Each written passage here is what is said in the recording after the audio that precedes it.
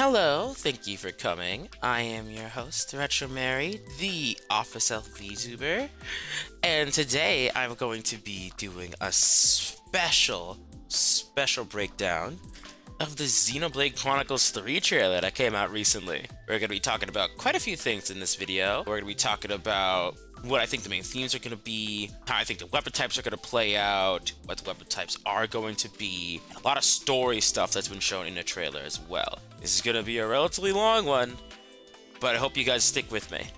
Let's get started.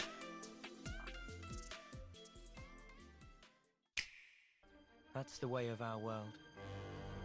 So I do like this because there is something interesting here. Namely the fact that these human people, probably Homs if it's Xenoblade 3, are fighting with giant machines and Mechon!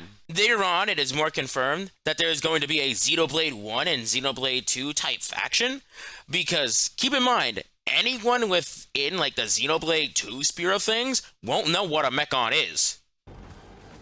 And better yet, here's a fun thing too. Since our main protagonist guy over here seems to have a similar weapon to the other humans, unlike her with her twin rings, I think this is going to be a team up between us. Like, I know as many people are saying, oh man, they're not going to be friends. Dude, they just shanked each other. I think it's going to be a team up between someone representing Xenoblade 1 and someone representing Xenoblade 2. Because she obviously represents Xenoblade 2 with the core crystal and the twin rings, while he would represent Xenoblade 1, given the usual sword and Monado style color sword. This is cool too. This guy's got this gray skin, so you think he'd be from Indal from Xenoblade 2, but there aren't any pointy ears. So they might not be the same race? I'd have to look through that, but I don't think there shouldn't be any one of them without pointy ears, which means he'd probably be a possibly completely different race. Also, shoutouts to all the weapons in this game. I'll mention them more later on, but shoutouts to all of them. I am so glad they're going to have different types of weapons in this game. Try to move forward. I do like how these two look. Namely because this girl's obviously representing someone like Nia. And this guy, who's probably named Noah, is obviously representing someone like Shulk, or Rex, or insert Xenogears / Xenosaga protagonist here. Of which, to be fair, kind of like generifies their design, but I think they're doing it on purpose, and I like that. This guy, I don't know what the heck he's going with, but this is a cool weapon. This is a cool weapon. This is a cool weapon. I love that. Now this is obviously something that looks like it's from Xenoblade 1. And I think most of these locales are going to be Xenoblade 1 and Xenoblade 2 type locales. But then it transfers over to different areas. Like, this looks like the Bionic shoulder. And what is that supposed to be? And we got brand new different areas, as well as ones mixed between Xenoblade 1 and 2, and it's going to be dope.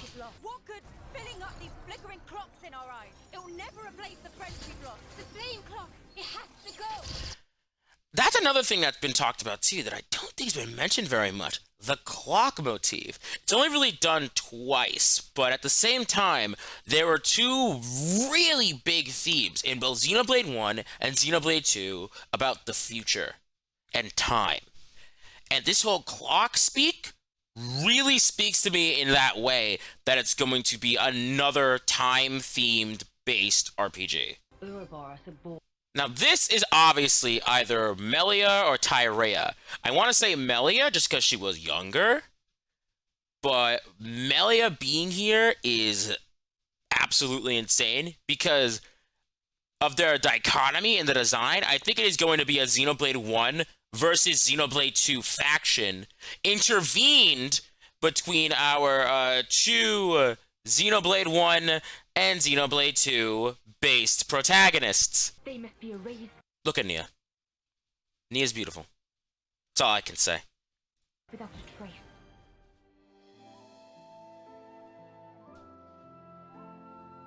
And look at this.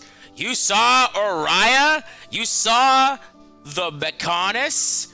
Now, or Bionis? No, yeah, the Mechonis.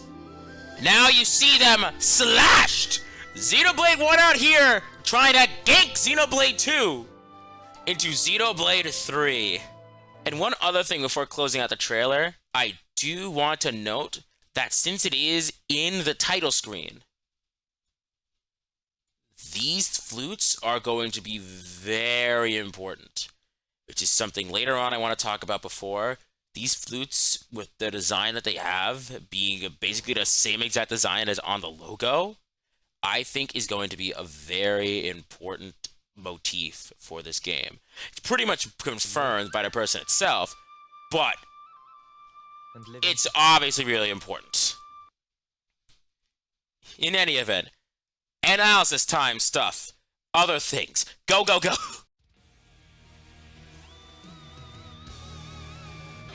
First is the standard sword. We know that Noah's going to be using this, basically considering that his sword looks like Rex's sword in terms of structure, and Shulk's sword in terms of color. However, this standard sword is typically a positional-based rogue-like sword style. Basically, what it wants you to do is to get into certain positions like on the side, or in front, or behind the opponent, let your party members take the aggro, and then have you basically deal as much damage as possible with your positional attacks. This weapon is usually very high damage, and has plenty of room for beginners, as obviously since the main character is going to be using it, you want it to be beginner friendly, but also very good. Next up is the Twin Rings, the de facto healing weapon in this entire list. Basically, it's all low damage and high healing, with support being its main utility, as it also typically allows for break or top lords as well. These weapons allow for a healer to really go off and try to heal up their party to near full HP if they're leveled up enough. And yeah, generally these are your basic standard healer support weapons that we'll probably see Mio using in the game. Next up are the shield hammers. High defense, lots of shields, and a ton of aggro up moves that'll make it so that your opponent only focuses you and nobody else. It's usually good, especially when you're running healers. This archetype also has a decent amount of damage, enough to hold their own, but their main thing is the defense and the shields to make sure that they stay alive, trying to keep damage off your team so that your team stays alive. They are generally used a lot when it comes to Xenoblade 2, but I think evasion is usually more useful. Next weapon is the Great Sword, heralded by the very best Zeke von Genbu. Basically, his sword seems like the most likely candidate used in the trailer, so that's what we're going to compare it to. And pretty much it is like the standard sword that the main protagonists use, except instead of using positional weapons, they just kind of, you can hit them from any position and it does the same amount of damage. It's still an attack-focused weapon, mainly used for rushing down the opponent and dealing really heavy hits. Next up is the Axe. The Axe is very similar to something like the Great Sword when it comes to being a damage dealer, gonna go straight forward, doesn't have many positional weapons. However, it doesn't do as much damage as the Great Sword, as, you know, that one's more Zeke's exclusive weapon. It's a really standard all-around weapon that doesn't really care about positionals, and just kind of makes it so that you can hammer on the enemy straight forward. Next up is the Bitball. The reason I'm talking about this is because the guy with the birds reminds me a lot about how the Bitball plays. A long-range fighter who doesn't have very fast attacks and mainly will probably focus on support, in his case attack support instead of Nia's healing support.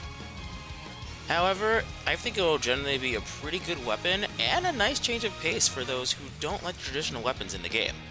For gameplay style, I think they're going to do a mix of Xenoblade 2 Torna and Xenoblade 1 Future Connected.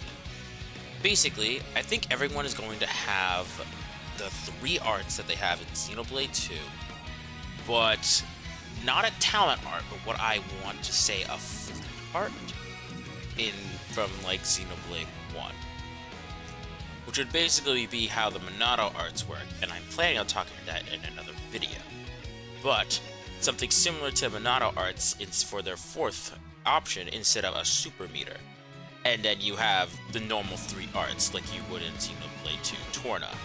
You would also have the elemental combinations that do not need to go into a certain pattern. But if you do find that certain pattern, you'll be rewarded with extra damage and effects. Overall, it's a really safe system to use, and it's been really fun, with a lot of fans saying that it took out a ton of the problems from Xenoblade 2's battle system. And that would be everything. I think. Am I forgetting something? Oh yeah, right! Someone brought a gun to the sword fight. The assault rifle only ever showed up in Xenoblade Chronicles X, but since it's in the trailer, we can talk about that here too. This thing's main focus is damage at a range, with some physical attacks to let it keep up its guard when you're in close range fights. The assault rifle is a pretty good beginner weapon as well, as Cross uses it at the start of his adventure, but basically, it generally means you keep at a far distance and use your attack to support your other party as they do more of the other damage, while you either deal with the far away damage, or if you have to, stick some up close melee stuff. And that's it for everything. Next time, I definitely want to talk more about the flute system that I'm thinking about, and would probably be in the game. But for now, thank you all so much for watching my video, and hope you have a wonderful day. Bye!